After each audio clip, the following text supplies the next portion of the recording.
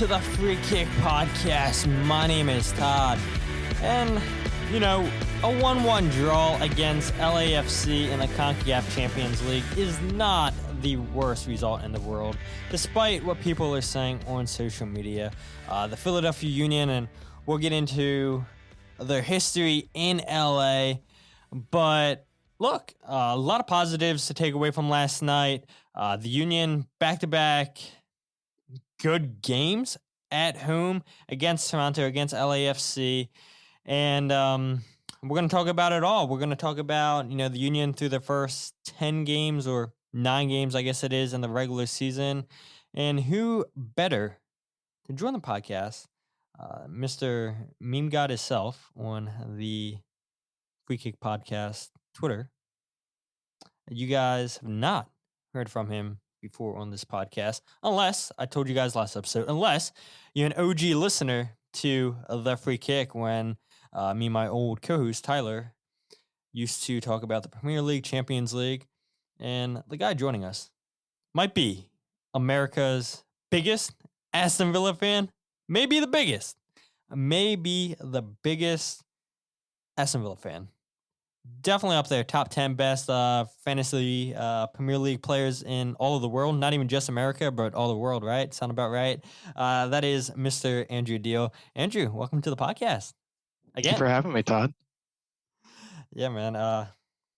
It's been, how many episodes am I on now? 235, and I cannot believe since I switched to covering the Philadelphia Union, I haven't had you on once. Yeah. Kinda crazy. It's been... Well, probably at least 4 years? Since I was on.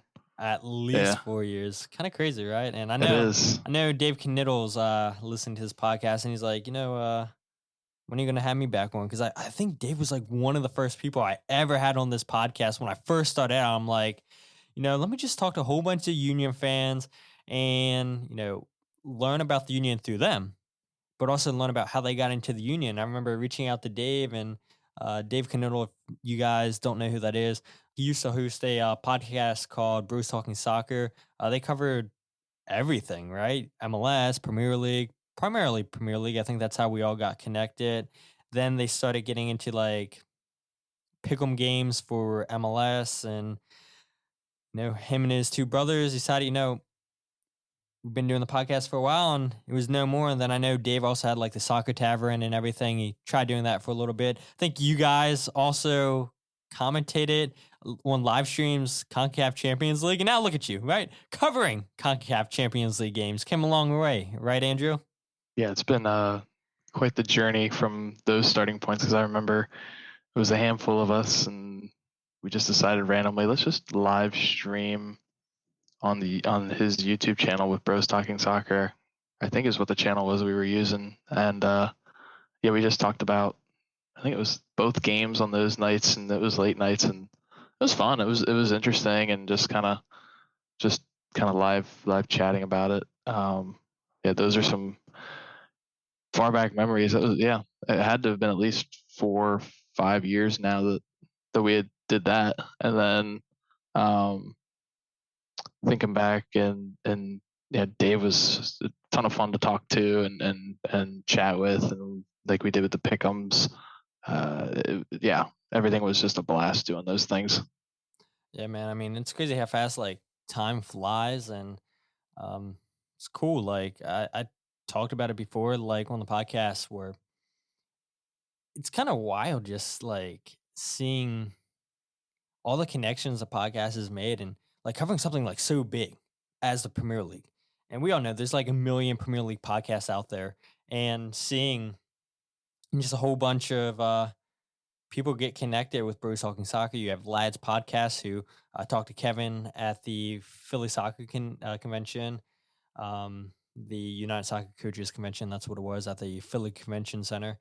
It's just cool, like looking at all these connections of people that are fans of soccer, and now watching where the podcast is involved to MLS, Philadelphia Union, and still keeping that connection with you, and now getting you involved with the podcast, not just being a guest, but like basically coming to every single game this season, but one maybe. And you got a pretty stellar record. Haven't seen a loss yet, right?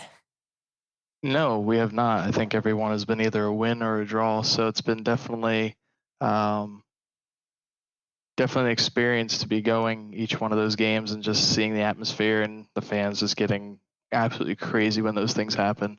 Um, I know especially even last night after the penalty, like you just feel in the press box, just the entire place is just rocking. We're up in the press box, you can just feel the vibration just happening.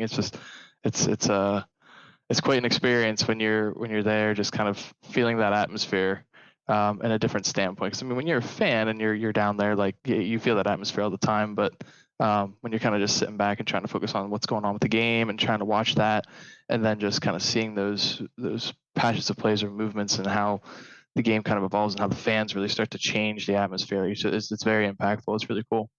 It is, and especially for a Wednesday night game where it's a late kickoff. It's a school night for people that have kids and everything. You wonder how many people are going to come to the stadium, come out for that game, and yeah, I was surprised. I think they said over 17,000 people in attendance. I don't know how true that really is. Maybe that was tickets sold, but I mean, regardless, I mean, it was a lot more people that showed up to the game than I was expecting, and we'll get into that game last night, and we'll talk about your thoughts from uh, the first 9 games throughout the season, and I'm sure we'll get into a lot more. But like I do for any new guests onto the podcast, for people that don't know your backstory, how you got into soccer and all that, Andrew, if you want to go ahead and let everybody know how you got into soccer, and um, like I said, top 10 best fantasy Premier League player in the world. I mean, I definitely would say that is not the case, but no. So I got into soccer. I mean, as a kid, I mean, I was playing it all the time, and then just kind of as I got older,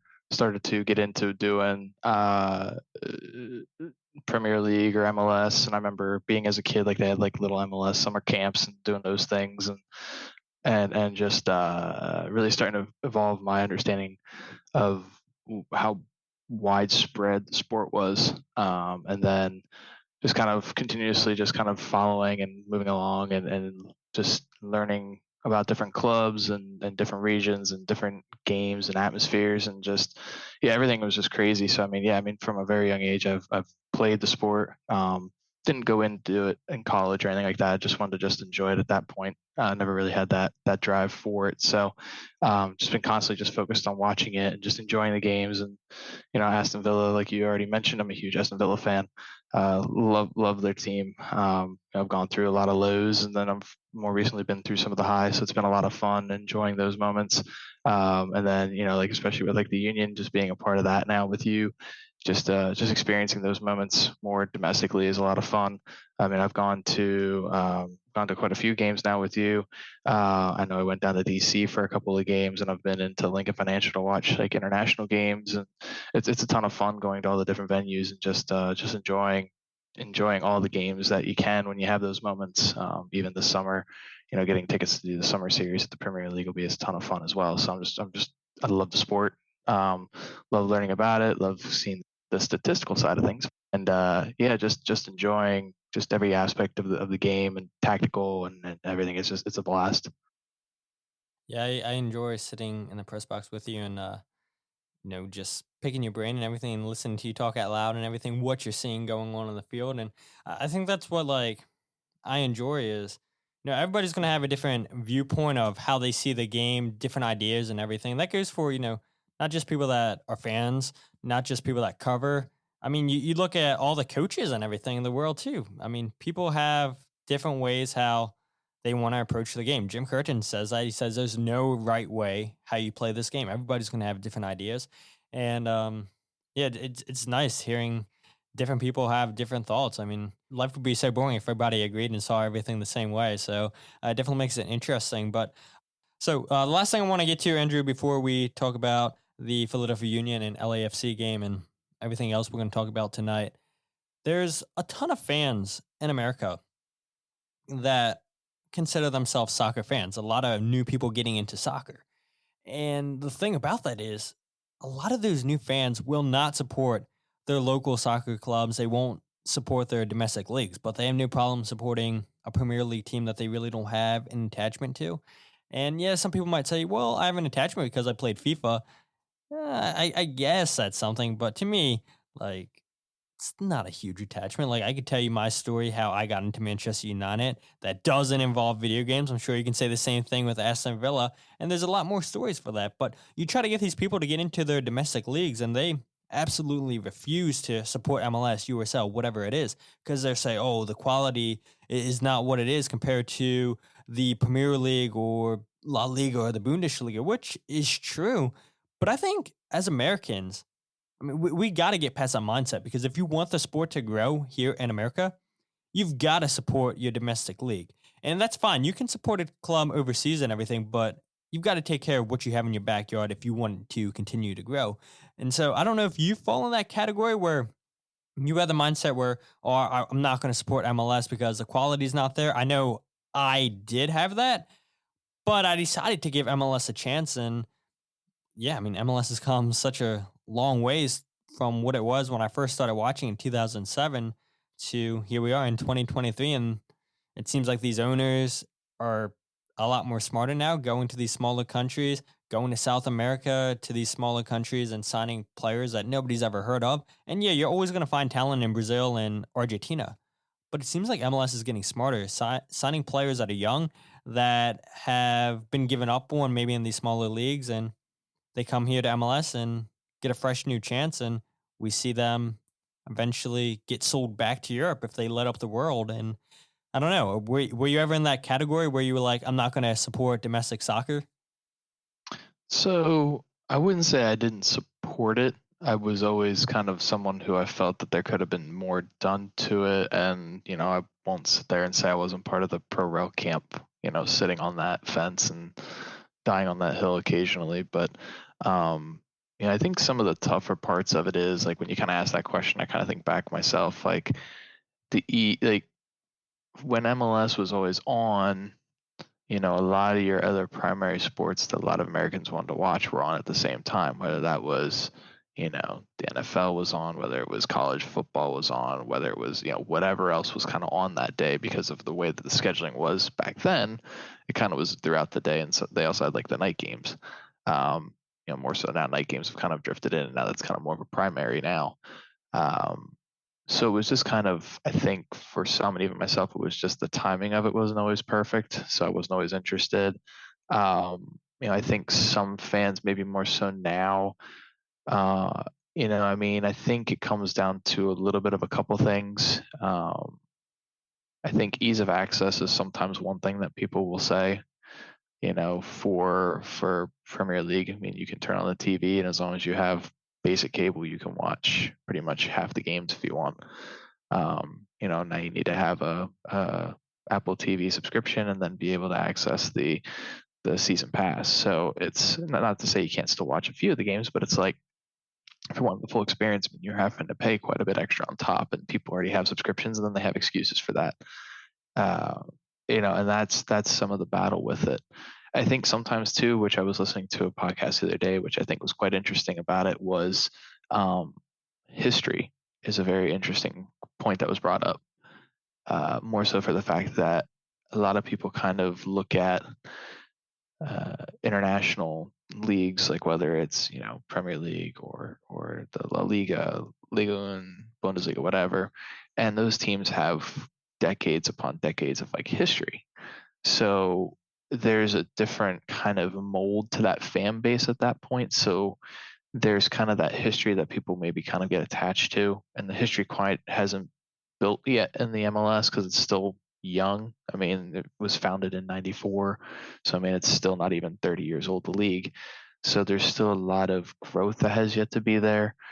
And the other thing is too is, and I think some of it just comes down to people wanting to travel or follow it or do that, is just because of time constraints or locale. Sometimes it's very hard to try and be a local team because, let's face it, if you're in Erie, Pennsylvania, what's your closest team? Columbus, Ohio would be probably your closest, or if you're up in upstate New York, now you're talking you got maybe Toronto would be closer, or Red Bulls or NYFCFC.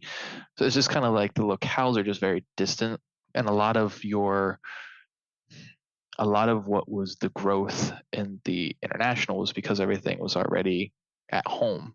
The supporters were from that town. It was built that way. And so I think some of that imbalance here is just because there's not a local team, like a local team that you can really get attached to like build that inner need to want to watch it more frequently. So I think there's just that growth that has to happen in the sport itself. I mean, I think it's grown exponentially over the past decade even. I mean, it's very evident. But yeah, I think there's a lot of growth that still has to be there. And I mean, I'm still getting into the desire to want to watch MLS every weekend, outside of the Union, that is, and seeing other games. It's just, it's got a kid. I've got, other stuff in a house. So I've got other things that I got to take care of, unfortunately, on the weekends. So it's like, at least at the end of the night, I can try and watch a couple games if I can, but it's definitely, a lot of things that go on. So, it's nice to, on the, at least if I'm not watching it, be able to go back and look at the highlights or look at the stats and kind of see some things and get some better feedback on it, which is nice. Yeah, I'll be honest too. I mean, it's been so hard to watch MLS this season because, like you alluded to, yeah, I mean, it's cool that you know that all games are going to start at 7:30. Maybe you have a 1 o'clock game on Saturday, but I don't know. I like that having multiple early games on Saturday, Sunday as well. And now we barely get Sunday games. I think now we're going to start getting one Sunday game for 10 weeks, maybe a little bit more. But I don't know. I mean, it's so hard where you go to a Union game at 7:30, you get back home, I don't know, 12 o'clock, and games are wrapping up. So it's just impossible to really watch games. And I don't really feel like I want to go back and rewatch games after they just happened because I've already seen the score and everything. Unless, I have somebody coming onto the podcast, then of course I'm going to watch whatever team they cover their previous game. But if I don't have a guest coming on, I don't feel the need to go back and watch it. So we could spend literally this whole episode talking about the Apple deal and pro rel, which I don't think we really talked about that on this podcast, and we're definitely not going to spend that time talking about it. We're talking about last night's first leg of the semifinals of the CONCACAF Champions League. Like I alluded to, that game ended 1-1, and in my opinion, there's just no doubt that those are the two very best teams in MLS, in the Union and LAFC, where you look, the last 5 matches between these two teams have been draws. 1-1, 3-3, yes, LAFC won in penalties, 2-2, 3-3 again, 1-1. Where the Union have blown 7 leads against LAFC. 7 leads. And so on one hand, it's good that the Union are scoring and taking the lead, but they've blown the lead 7 times against LAFC. And out of 480 minutes total, the Union have only led 423 minutes. That's around 25%. It's not great that the Union just cannot hold on to leads against LAFC, and that's a credit to LA for finding ways to respond instantly. We've seen the Union, when they blow those leads, they get a goal pretty fast within like 5-10 minutes. And so, I mean, like I said, these are the two best teams in MLS, in my opinion. And it sucks that this isn't a final, because this would be a terrific final like we saw last year, despite the Union losing. People were calling that the best final ever in MLS, and it's definitely up there for top 3 in my opinion. There's been great games in MLS. Maybe that LAFC Philadelphia Union's one of them. Maybe it's the best, but it's definitely up there with one of the best. And you just know, you always get good soccer between these two teams. And it's disappointing that the Union gave up that late goal, but I can't say that it wasn't deserved for LAFC, because towards the end of the game, they were knocking, and throughout majority of the game, I thought the Union defended really well, and we can get into all that here. But I guess the point I was making with those stats is, is there any concern, you think, from the Union's point of view, that they just seem to not be able to hold on to leads to LAFC?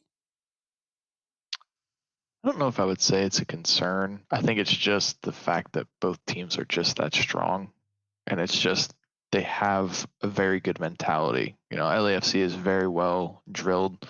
They have a good mentality. I mean, we saw it last night when we were watching. It was one of those games where you could tell that LAFC was allowing the Union to definitely control more possession with their typical 2 and trying to play that disruption by allowing the defense to kind of shift out of position because the Union started to get a little bit too comfortable. And a couple of times it did work, and there was some really good defensive plays done to allow the Union to not have to be really too worried, or even really Andre to really be much involved for a lot of times. I think it's just both teams are just so well drilled and strong at what they do that as soon as one goes, the next one wants to respond right away. And I mean, last night, honestly, it was one of those where it was just a freak situation. I mean, you really could not have written that any other way. I mean, that ball being deflected off a Gazdag from an Elliott clearance, and then the ball just immediately getting recycled that fast, and then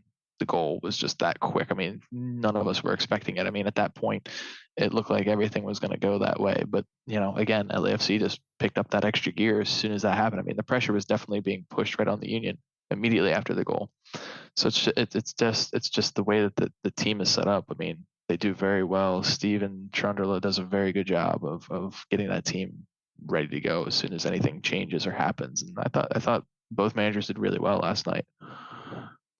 Yeah, and well, we can talk about that because a lot of Union fans on social media do not think that Jim Curtin did really well last night. And that is because people don't agree with Jim's sub choices.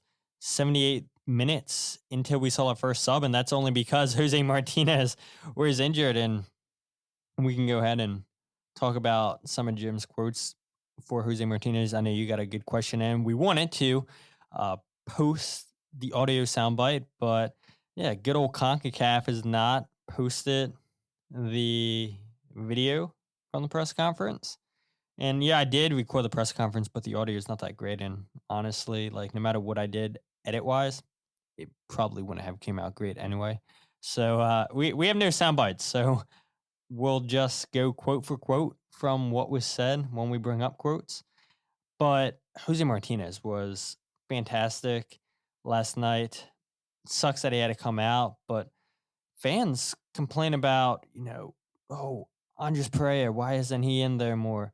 Why isn't Joaquin Torres on the field more? Because the first substitutions we saw were Quinn Sullivan for Mikel Ua, Liam Flock for Jose Martinez, all at the 79th minute, which I think the Mikel Ua substitution should have probably came 10, 15 minutes before it actually happened, because you could tell that Mikel Ua was gassed. Even Steve Cherundolo said in his press conference, he said, we could tell after 50 minutes in that the Union were pretty gassed. And so they started bringing in fresh legs, and you could tell the pressure started to build on the Union. And Andre Blake comes up with a couple big saves. It comes up with that huge save on Bawanga after Jack McGlynn whiffs on a shot. And now here's LAFC going on the counterattack with Carlos Vela. He plays a good cross in, and Andre Blake does what the goalkeeper of the year in MLS last season does, comes up with a huge save. And that's LAFC's game plan. They said, no, we're going to give the Union the ball. And Jim Curtin says, we're a team that doesn't like to have possession of the ball. And LAFC know that. The good teams know that. When they come into Subaru Park, they're going to give the Union the ball and hit them on the counterattack. And for majority of the game, the Union did a good job stuffing out those chances. Bizo had a huge tackle on Carlos Vela, who we can talk about Bizo here in a little bit if we want to, had an outstanding game. There really weren't any threatening moments that I thought should have caused any concern for Union fans, even though they act like on social media it's the end of the world. I think for the most part, the Union held their own. Towards the end, I know I said that, LAFC probably deserved a goal. I do think they deserve a goal because they kept pushing and pushing and pushing. And like Steve said, they took advantage of the tired legs that the Union have. And yeah, you would like to see the Union come out with substitutions a lot earlier, but that's just not what Jim Curtin does. Like, I don't know why fans are surprised. We see it all the time in league play. He just doesn't use all 5 subs, and he waits so late. Yeah, I think some of the reason why he waits is, I think, like we were talking about, even up in the press box. We were kind of questioning why even Martinez didn't come out sooner, because it was about 10 minutes. I think it was around the 69th minute was when he pulled up, and then did his thing with his thigh to try and wrap it or whatever. Jim said about that, and Jim pretty much alluded to the fact that Jose is pretty much that heartbeat to the midfield, that center of the midfield. Without him, there's a lot of stuff that can break down, and to pull him out, he doesn't want to do it. And so, you could even see even after Martinez went, definitely there was a lot of change into how the midfield was kind of playing. Flock did the best he could, but he's not Jose Martinez, and it definitely was known. You could tell as the game kind of played off the last 11, 12 minutes of the game. And again, we'll go back to that topic of Perea or Torres and why they're not seeing a lot of minutes. And I think some of that just comes down to I think they're still partially probably trying to get up to the speed of how maybe Jim wants that system run. And then I think the other part of it is they were utility players originally. They weren't starters when they were playing at Orlando or when they were playing at Montreal. They were depth players, and so that has to be understood, is that they are depth pieces. They can play different parts of the field. I think Pereira has a lot more flexibility than Joaquin, because he can kind of play pretty much across that 3 line, and I think would do an okay job depending on where he's at. Because he did originally, like you had said when we were talking about him playing in a double pivot. That takes a certain style and understanding of the game. So, and whereas Joaquin is very much more of a winger, very reliable on his left foot. That is what he needs. Without his left foot, there was not a lot. Even when we watched him, when he had that incredible goal off the bench when he first came subbed in, we were all rocking. The entire place was rocking. He still was only using his left foot pretty much the entire time. So it's a weakness. That's the other thing. It is a weakness, because every team knows, okay, well, let's just push him down the sideline on that right side, make him have to use his right foot. And he's not going to, and it's an easy way to dispossess. That's a problem. So, yes, he's got flair and he's got that kind of stuff, but he's more of a winger. The system's not really designed for a winger. He's there as a depth piece to allow some flair late in a game when something happens and they need to make the moves. And yes, he has started a couple games, but even when he started, like everyone has kind of even said, even like when we've talked there, I've even noticed it, like even on Twitter, which is where I kind of find it ironic, is they're like, oh, he's not playing the great. He needs to come off. He's not doing great for the team. It's not working. It's not his system. It's like, so which one is it? Is it he needs to be playing or not? And I think he's definitely a depth player. And I don't think Jim really explicitly said what I think he was trying to say. And I'm kind of going off of what I would kind of read off of it is that I don't think he trusts his depth that much. I think there is a little bit of a step between the starters and the bench. There are a couple players that I think are definitely still willing to have that conversation with, like Damian Lowe or Nathan Harriel, or those two players, especially in defensively, I think have done a great job when needing to be asked and called upon. But again, that's defensive pieces. You're not looking to swap your defenders in the middle of a game when you're either trying to win it or just even control the game a little bit more. Why would he go to a back 5? There's no reason to go to a back 5. Maybe Mbaizo would be swapping with Harriel would be maybe one of the moves. But other than that, it's going to be mostly in the midfield is where your swaps are. So, if he's feeling comfortable with how the game is progressing, there's no need to really chop and change it.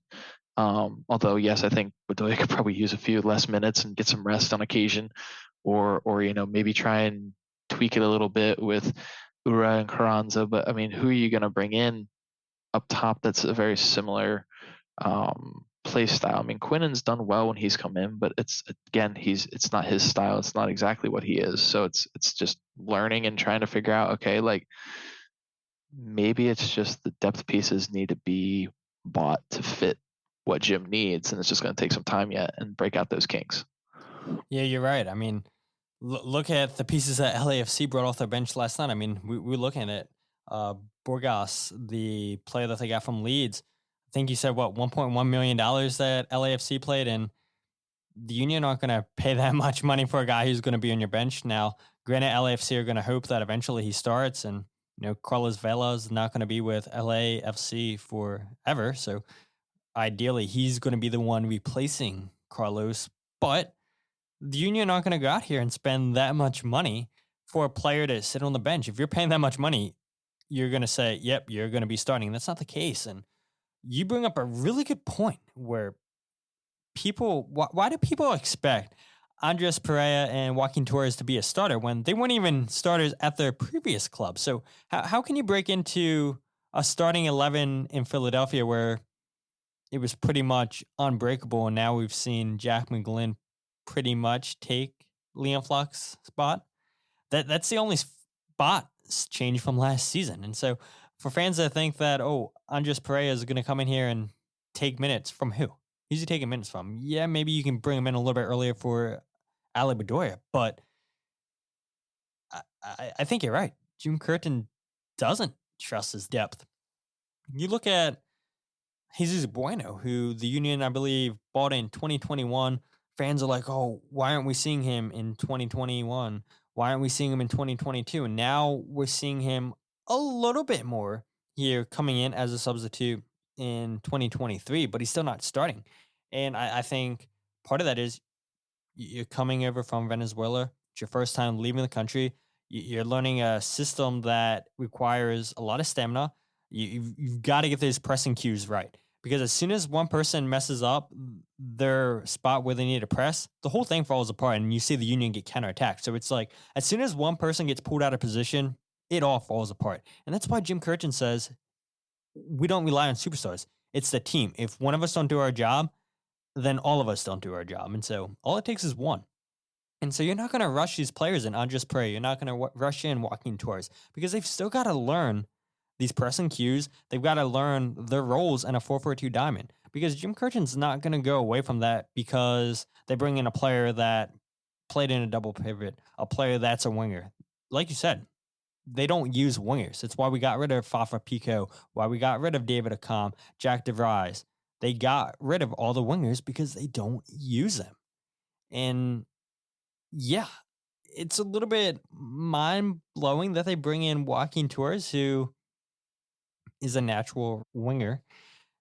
And yeah, you've seen him play as a 10, but that's not his position because like you said, everybody knows what he's going to do. He wants to cut in from the right on his left foot. You keep him out wide right, you've got him beat. It's not like El Senior where he's comfortable on both feet. He's drawing those triple teams and he's dribbling by you. Fine using his left foot, fine using his right foot. It's not Joaquin Torres. He only uses his left. And there's been so many times where we've seen him come off the bench and the Union are going to counter. And if he uses his right foot, he plays a guy in. And now the Union have a chance to score. But he doesn't trust his right foot. And I think that's why Montreal was partially okay with trading him to Philadelphia. Because, one, he doesn't fit the system in Montreal. Two, okay, you are one-dimensional pretty much, and we'll get your salary off the books. We'll get some GAM to bring in players that fit into Hernan Losada's system. And Philadelphia, have at it. And we're seeing the good and bad with Joaquin Torres. Like you said, I mean, he's really only had that one moment where he makes that incredible dribble, plays the ball into Julian Carranza in his first game, and it's done pretty much nothing. So, yeah, I don't get the concerns from fans where they're complaining about no Andres Perea, no Joaquin Torres, where, I think it's pretty simple that, like you said, Jim Curtin doesn't trust his depth. Right. And I think the other thing is that, I mean, let's face it, a lot of the Union's front office, I think, really takes pride in the academy. And so, you see some of the transfers that they grab in, and it's to try and help improve the academy. It's, the Aronson brothers moving on, both of them. Again, academy. There's a lot of academy that they really trust too. And so I think sometimes, not to say that they don't want to have outsiders, it's just I think sometimes even those who come from the outside, it's a system you have to learn and understand.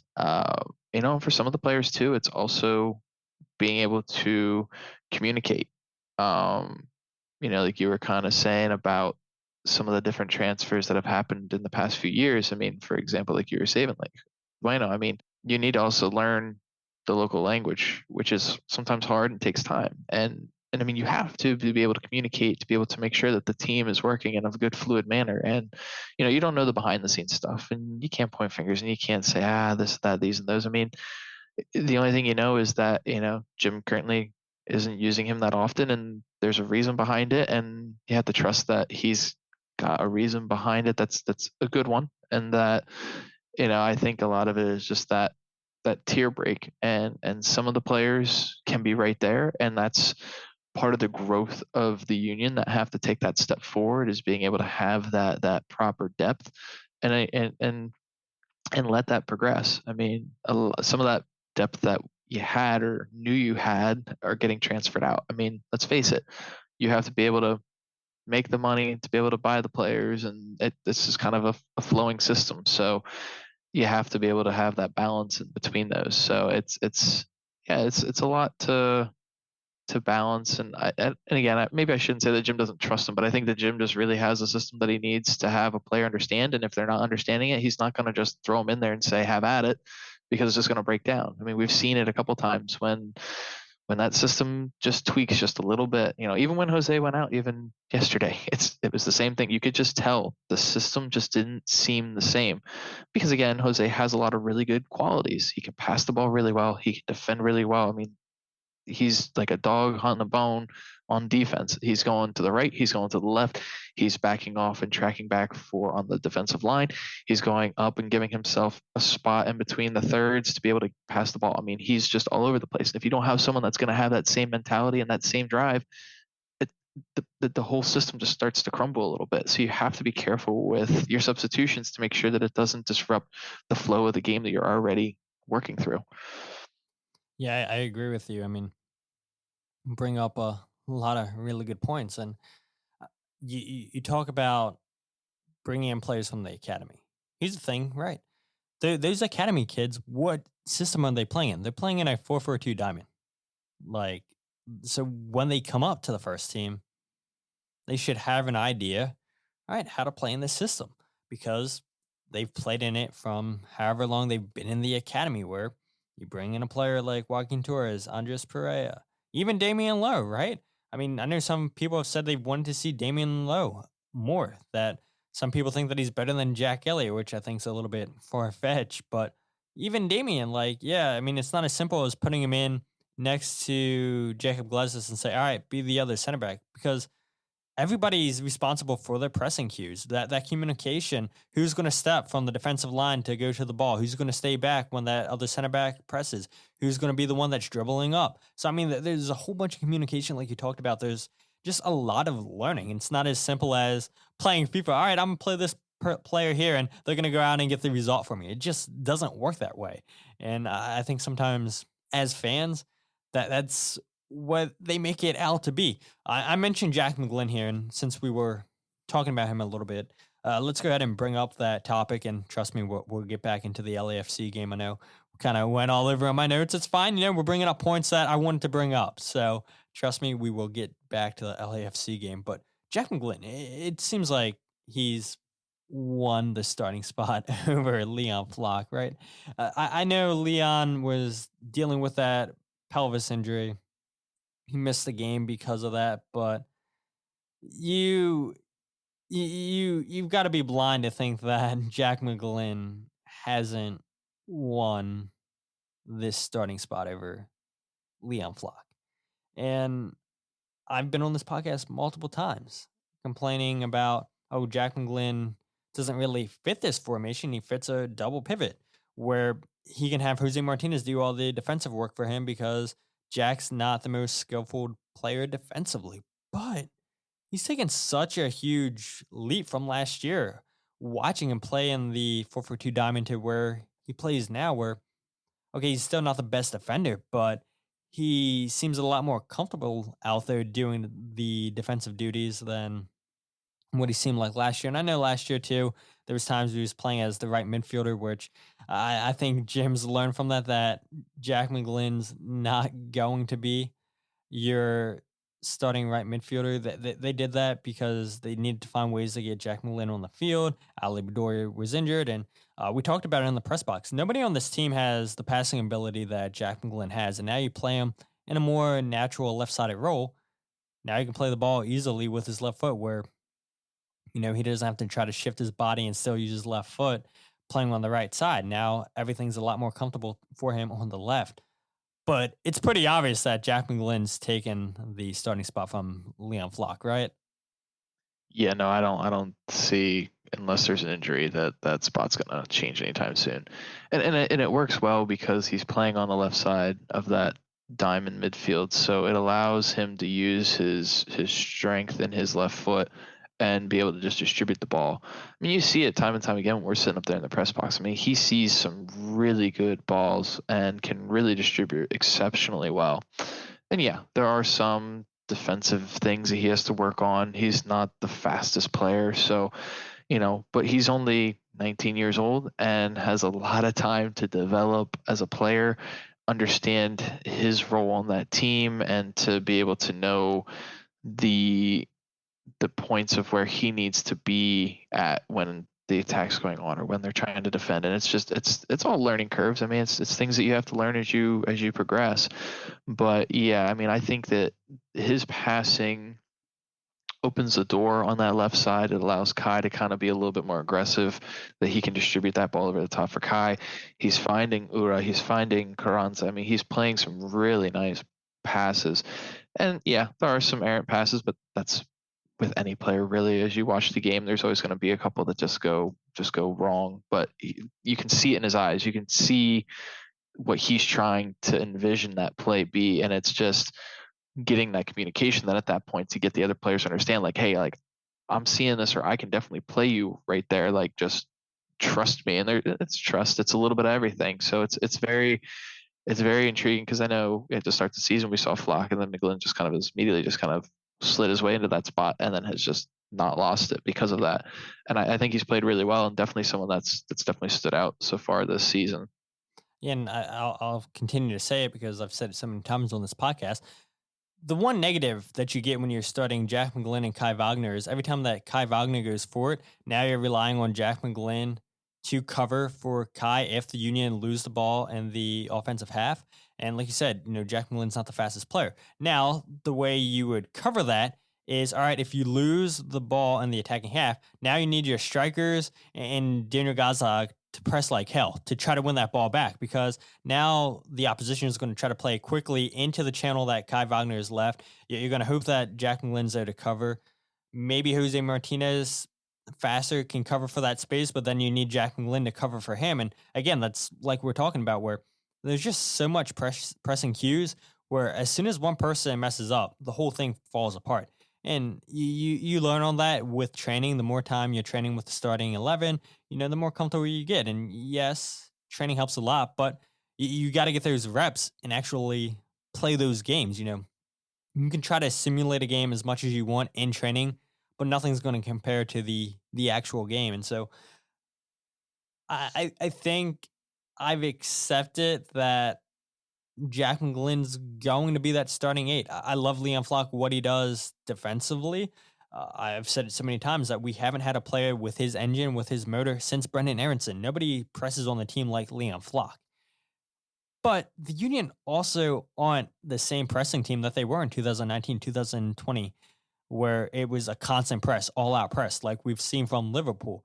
The Union pick and choose where they're going to press. They're not going all out. They're conserving their energy. And so if you keep going to that approach, Leon Flock's going to lose out in the starting 11. And there's still going to be games where Leon Flock's going to get the start. But I think majority of the games we're going to see Jack McGlynn starting. And I think I'm ready to see that.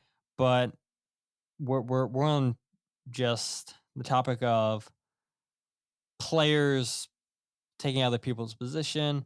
And there's been a lot of good, I think, this season for the Union. There's also been a lot of bad. Who were some players to you that have stood out Three players, if you want to name more, that's fine. One player, that's fine. Who stood out to you this season so far through 9 games and then however many games we played in Champions League? 5? Yeah, so I mean, for sure, I think Jack McGlynn, I think we've already discussed enough. I mean, he's definitely impressed in how he's been able to just take that spot and then run with it. Um, I as much as it's not like one to say like it's impressive, but Deihl for sure. Um, just to continue what he did from last year and just continue to prove that it wasn't just a one-hit wonder kind of thing. And that's important. I mean, it shows that he's good in that system. He knows what he's doing. Sure, you can say about it's a bunch of penalties, whatever. It's he fits the mold really well. He's got very good vision. There's that odd disconnect sometimes that I've been seeing where like Carranza doesn't seem to see what Gazdag sees, or Ura is just a tad faster. I think sometimes Ura is just kind of not paying attention to the line because there's a lot of offsides that he seems to get every game. But yeah, I mean, Gazdag I think definitely is one that is nice to see that it wasn't just like a one-hit wonder. He's definitely taken and just continued to elevate his game. We've talked about it, especially up in the press box during these Champions League games, is Damian Lowe being able to come in Jack's position and just absolutely manhandle the role. I mean, every one of those games we kept saying, man, he should be man of the match. He's been playing phenomenal. I mean, we were watching the one and it was, him and Kai, it was like those two were just like connected on all corners. Like the ball just was like a magnet to Damian's head. Like, and it was just, you could tell like and that's what you need though. And it's important. And that's why I think it stands out as much as just because you need that depth, because if Jack ever is injured, you're not going to be concerned about whether or not the Union have the depth to be able to survive without it. Damian can pop right into that spot and play it. Glesnes goes out. Same thing. It doesn't matter. It's that third center back that you need that just really solidifies that there's no concern if one of them were to go down. Does that mean that Jim maybe want to consider changing up formations at some point? Probably not. I think all of them, prefer being in a 2-back system as center back. But I mean, Damian's been just phenomenal. Every time that we watched him, I think we both were just like in awe on that one game. I forget which one it was. I think it was, wasn't the Alatas game, but yeah, it was. It was just incredible. Atlas, they were both great games. Elianza was just incredible with him. He was just, it was like he was just having fun, pretty much. You could just tell he was just locked. But yeah, so I mean, of the people that have definitely stood out, those three have definitely stood out the most for me.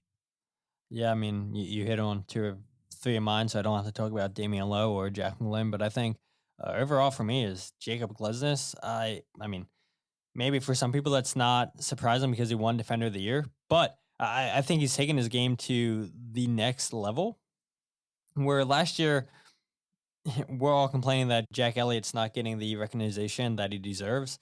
And now it seems like, okay, well, we're talking about Damian Lowe. We're talking about Jacob Glesnes playing at an even higher level. And I've just been impressed with him defensively. Just, okay, when Bizo gets caught up the field and everything, Glesnes has done a good job to cover for him. I think his communication, whether it be Damian Lowe or Jack Elliott, I think it's been really, really solid. It doesn't seem to matter what striker, what attacker Jacob Glesnes goes up against. We saw it with Bouanga in the air last night. We've seen it with Kai Kamara, Kasper Shabelko. It doesn't matter. I mean, Jacob Glesnes has just been really, really solid. And yeah, he was solid last year, but kind of with you talking about Daniel Gazdag continuing what he did last season, the question is, could Jacob Glesnes do it? I mean, I guess you can say that for this whole team. Could X player continue to do what they did last season? And I knew Jacob was a good defender, but I don't know. I kind of feel like he's playing at a even higher level than what he played at last season. But yeah, Jack McGlynn and Damian Lowe, terrific players. And out of the 3 trades that Ernst Tenner has made, yeah, Damian Lowe has been for sure the best trade out of Perea and Torres and himself. But the last thing I'll say before we get back in the LAFC game is, you were talking about Mikal Ua not really having a striker coming off the bench. I mean, Chris Donovan, he's not it. And the whole reason why Chris Donovan plays is because he's good in the air, and that's all he offers. And when you had Corey Burke, he was dominant in the air. He had speed. And is Corey Burke a starter in MLS? No, but he's a good player to come off the bench because we saw it all the time last year, right? Who was Jim Curtin going to first? Corey Burke.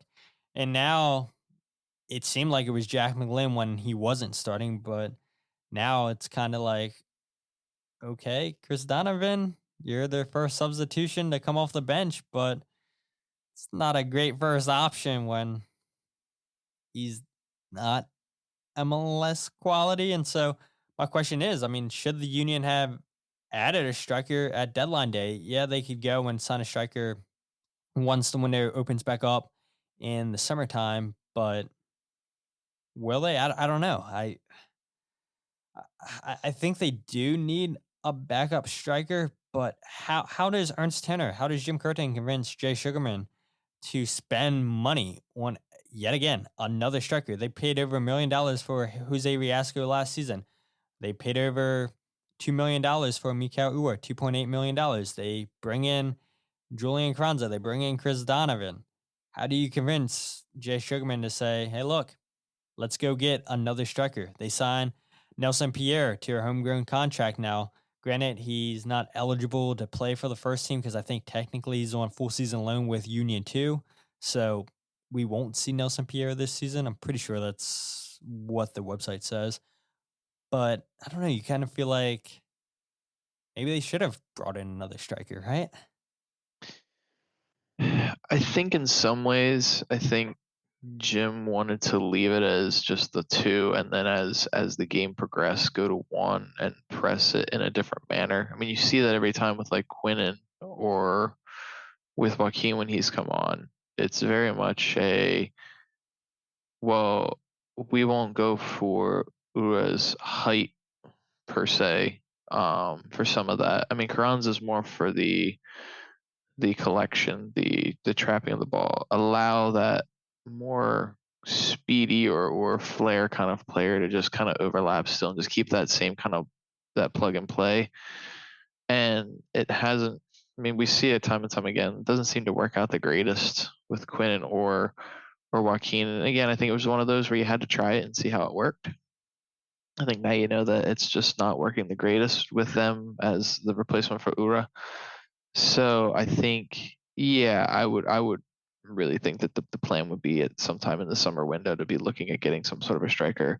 Who that is or what style they want from that, I don't really know. Because again, I think Carranza is very much the guy for the hold up play. So you want someone that can play over the top and have a good speed, a good awareness on following and tracking the defensive line to be able to hit those long distance balls. Because it is one thing that just frustrates, I'm sure you as well, is just the offsides are just brutal because there's so many times when the Union have a really good counterattack. I mean, it is so well organized. It's perfect. All it needs is just that ball over the top to Ura and he can get onto it. And you can see that he could definitely get onto it. I mean, he's got the speed for it. But every time it's always like one step, two steps just off. Like, and it's so frustrating because you're like, you would think after all this time that he would, hopefully be working on that more. And I'm hoping that over the course of the season, he starts to work on that more.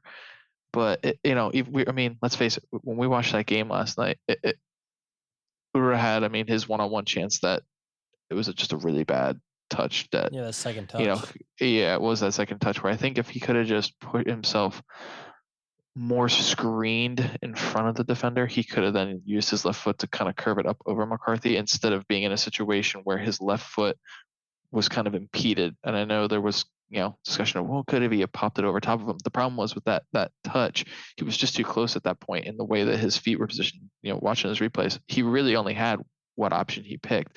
If he could have just drifted a little bit more inside and been able to control that ball a little better and get himself kind of tucked in between the defender and the goalkeeper to maybe pick up a foul or whatever, he had more room than to kind of curl that shot. So, but again, it's those things where it's like, I think what was it last night? I think it was, how many offsides? I think did he have, was it 5 offsides for him specifically, or was it 4? I know it was quite a few there to start the game.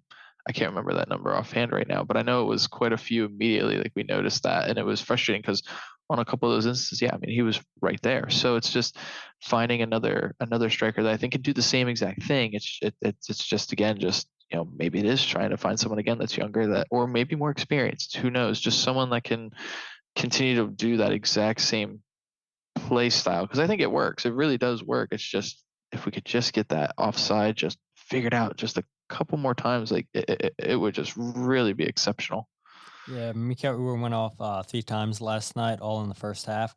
I definitely would not replace Mikael Uhre or Julian Kranza, but having a player come off the bench that has the speed, like we had in Sergio Santos, and it pains me to see Sergio Santos staying healthy in Cincinnati, scoring goals in Cincinnati, because I don't think it was ever a question of, is Sergio Santos a talented striker? The question always was, can this guy stay healthy? He was like a Daniel Sturridge. He couldn't stay healthy. It was like every time you saw him on the ground, it's like, great. How long is he going to be out for now? What's wrong with him now? And so I think the Union probably got tired of him getting hurt all the time. And now it seems like Cincinnati's found a way to keep him healthy. And now he's scoring goals, because we've seen him score goals with the Union. Is Sergio Santos going to miss chances? Of course he is. But not having his pace hurts. And maybe the Union do go out there and get a striker now that has pace, that, okay, you don't lose much with Mikael Uhre when he comes off the starting 11.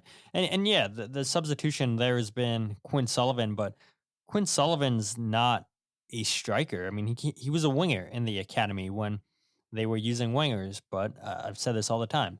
The whole reason you gave Quinn Sullivan a contract is because he's too talented. So you don't care that he's a more natural winger. You don't let talent go throughout your academy. So that's why you gave Quinn Sullivan a contract. And Mikael Uhre is tied for the 5th most offsides calls in MLS with 6 this season. Julian Kranza has 7, which is tied for 4th. So yeah, the Union's front 2 go off a lot. Probably too much for all of our liking, but we'll see if they go out in the summertime and get a striker. I just don't know. Maybe it is an international player, because Julian Kranza, he's not going to be here forever. I think his contract runs out at the end of the 2024 season. We'll see if the Union move him this summertime. This summertime, I don't think it's going to happen. This wintertime, I think, would be more likely. And we'll see if Julian signs a contract extension. But regardless, I don't think Julian's going to be here forever. So you got to start thinking of that replacement. Maybe that's Jose Riasco. Maybe that's Nelson Pierre. Maybe it's somebody that's not here yet, but it's certainly not Chris Donovan.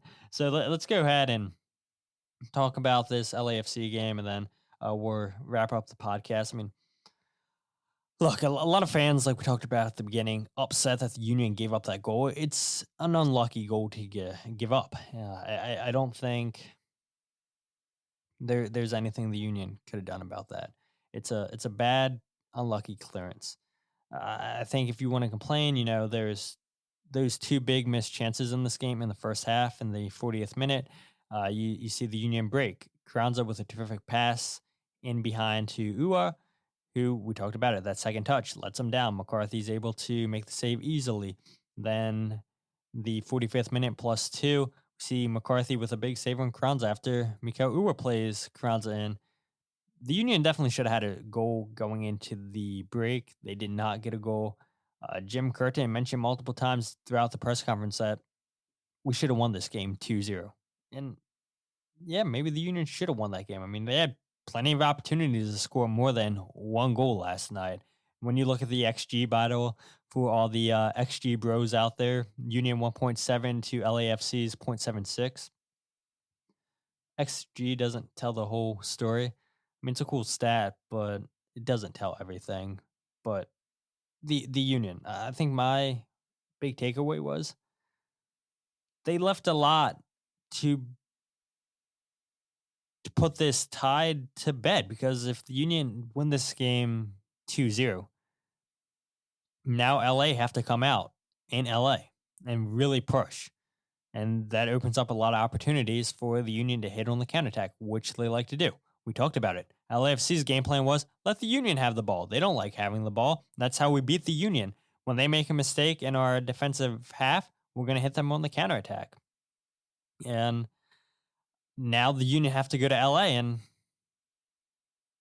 play probably end to end, which Jim Curtin said plenty of times in multiple press conferences. We're not built to play that way, but that's what's going to happen. The Union are going to attack. Now LAFC are going to try to counterattack, and then the Union are going to try to counterattack. And I guess the good thing is we've seen a ton of goals scored out in LA by both teams. And so if this game ends 2-2 out in LA, 3-3 aggregate, the Union go on because of the away goals. I'm not disappointed with the result, in my opinion. I think it's probably a fair result, but the Union definitely should have scored more than one goal last night. Yeah, I would definitely agree to that. The one-on-one for was definitely one that was missed. And the other one, too, was when McGlynn played a really nice ball in to Carranza. I think that was maybe like 10 minutes into the second half. And he got, I forget who it was. I think it was Mariello. He got off on his backside, and I mean Carranza just had to take a good touch and just place the shot, and he placed it right onto McCarthy. That's the one where Gazdag was just a hair offside. Oh yeah. On that one, and that really should have just been a goal to start. I mean, there was just a lot of time that he had that he just wasn't able to. There were a good few opportunities, the one off the post to start the game pretty much. There was a lot of moments there where it just felt like the Union just kind of left a little out there that could have closed the game out. But on the flip side, and I know I talked about it a little bit with you while we were there, was, LAFC also, which won't show on the stats, had quite a few opportunities for themselves that were just excellently defended. Glesnes had a really good block. Elliott had a really good block. Beisel had a really good play to keep from them getting a free chance on goal. I mean, there were a lot of chances back and forth on both ends that won't always show up on the stats.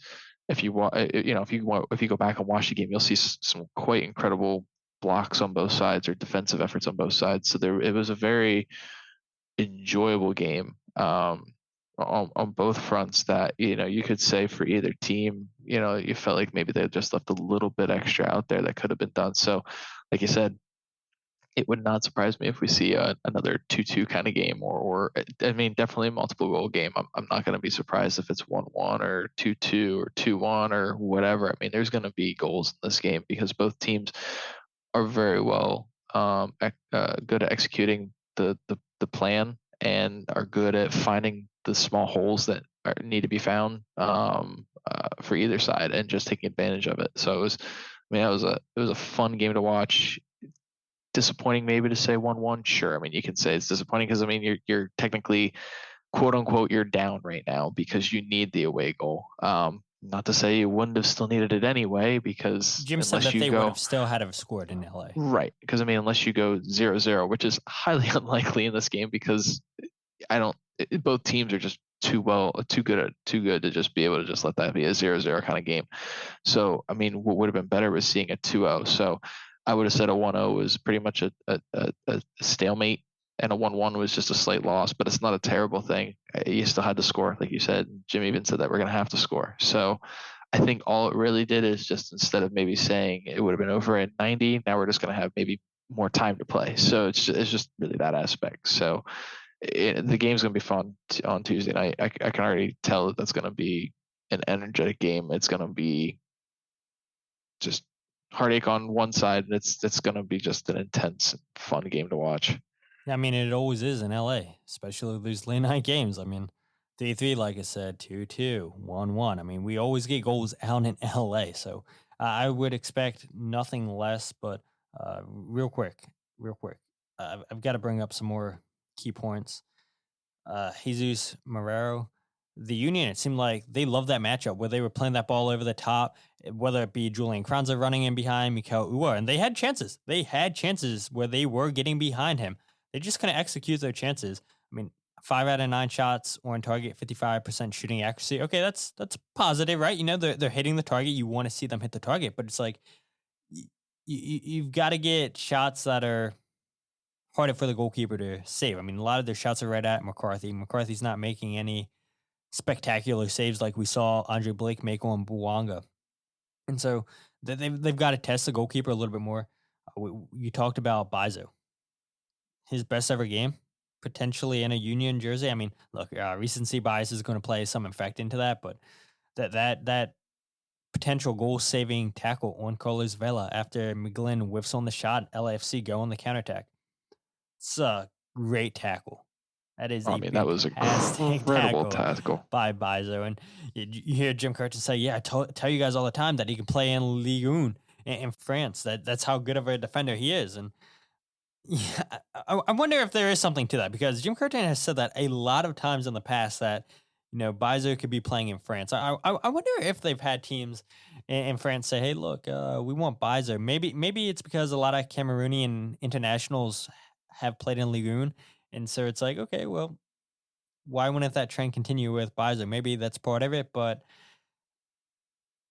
there's a lot of great games from Bizo. But then, like Jim said, there's a lot of 4, 5 out of 10 performances where he needs to get closer to those 10 out of 10s and not have those done games. He needs to get more consistent. And last night was a great performance that you hope that he continues to build on. I'm sure he'll get the start out in LA, and hopefully he can build on that. 4 out of 4 tackles, 1, 4 interceptions, 8 ball recoveries, 5 out of 10 ground duels, 1, 2 out of 2 aerials, 1. Great job defensively. Didn't do much offensively.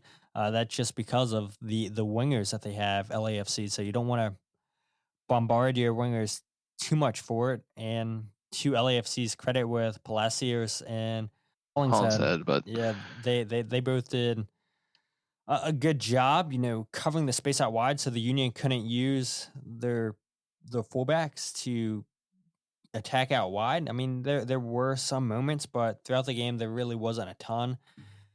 So, I mean, you don't really use Bizo too much in the attack, but you needed him defensively, and he stepped up big defensively. And then Jose Martinez, probably the best player on the night. I mean, as soon as Jose Martinez goes off the field, that's when this whole thing fell apart. I mean, he's undroppable, right? Jim Curtin said, anytime Jose Martinez not on the field, we're not as good. Our starting core group has logged a lot of minutes over the last several years, and they're the reason we win. So when we lose one of them, it certainly hurts. And you're right. I mean, we talked about Jack McGlynn now taking Leon Flock's spot, but the starting group, they're used to playing with each other. They know where to be on the field at all time. The chemistry is there with each other. And so it's unfortunate that Jose Martinez gets hurt.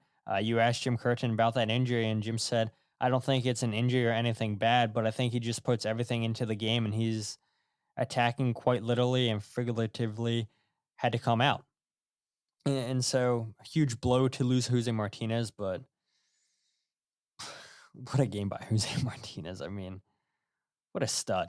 What a stud. And I can't believe that yellow card that he got. That's his first yellow card in this competition this year.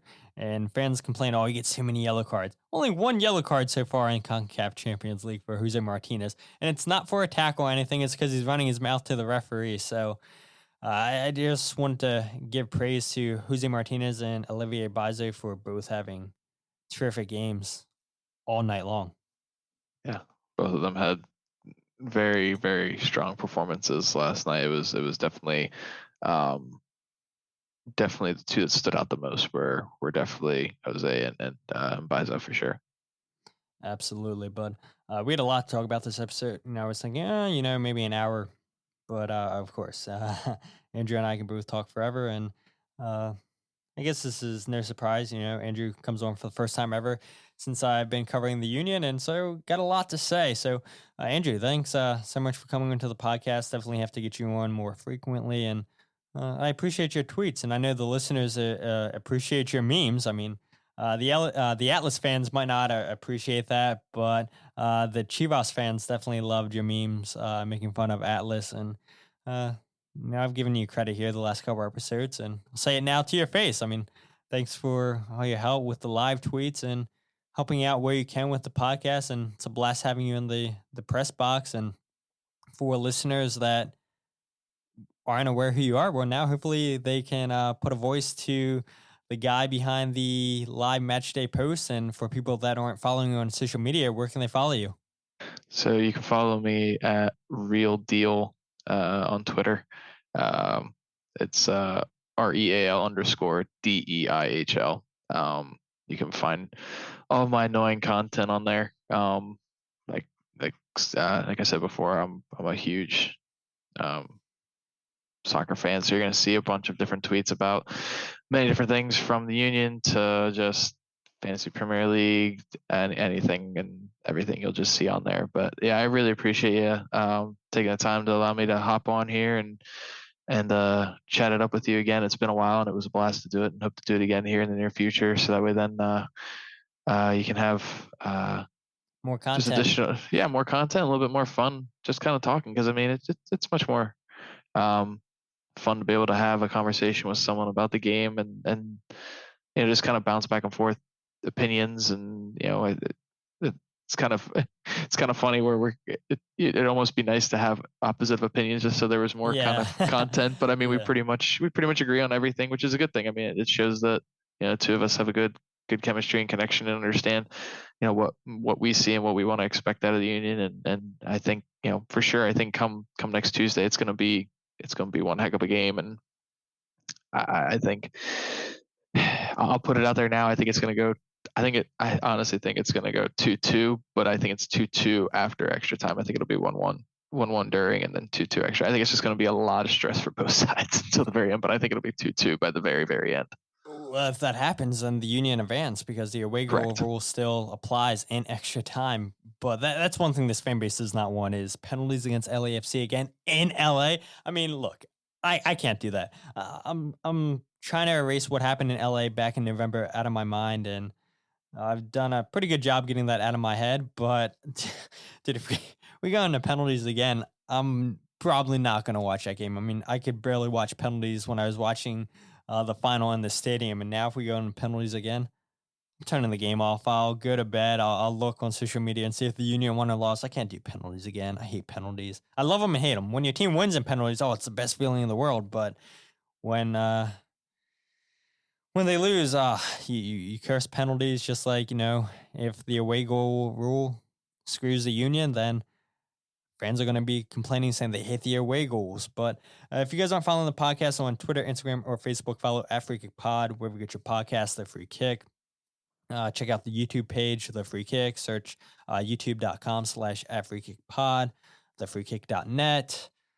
The Free Kick is where you can get all your podcasts, and I think I pretty much have everything covered. So we'll see you guys back on Sunday and Monday for... Actually, no, there is no review episode because the Union have no game this weekend. So the next episode we will have is a New York Red Bull preview episode for that game that's May 6th. So, yeah, hopefully this is enough content to get you guys through until that LAFC game on Tuesday.